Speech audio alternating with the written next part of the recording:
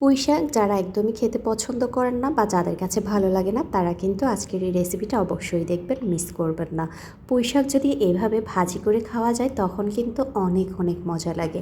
আমিও কিন্তু খেতাম না, এরপর থেকে কিন্তু খাওয়া শুরু করেছি।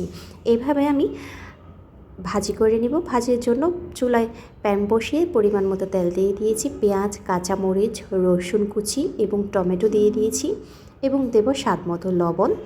এবার সবগুলো ভালো করে মিক্স করে নিব। আপনারা যারা পুঁইশাক খেতে পছন্দ করেন না অবশ্যই তারা কিন্তু এই রেসিপিটা দেখে নেবেন। এভাবে কিন্তু রান্না করলে আমার অনেক অনেক ভালো লাগে। এবার দিয়ে দেব গরম মশলা, 1 চিমটি পরিমাণ হলুদ গুঁড়ো দিয়েছি, হাফ চামচের মতো। এবার ভালো করে সবগুলো নেড়ে ছেড়ে দিব। এরপর দিয়ে দেব আলু ভাজা, আলু কুচি। আলুটা আমি পরিষ্কার করে ধুয়ে এরকম করে কেটে নিয়েছি ছোট ছোট করে। এইভাবে ভাজি করলে আলু দিয়ে অনেক অনেক ভালো লাগে, আর একটু যদি ঝাল ঝাল হয় তাহলে তো আরও বেশি মজা লাগে।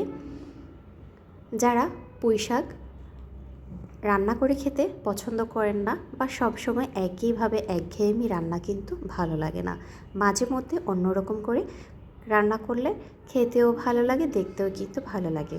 এবার দিয়ে দেব আলু ভাজাটা যখন 50% হয়ে যাবে তখন দিয়ে দেব পুঁই শাকগুলো আমি এইভাবে ছোট ছোট করে কেটে নিয়েছি। আর অবশ্যই ভালো করে পরিষ্কার করে ধুয়ে নিতে হবে, সেটা তো সবাই জানে।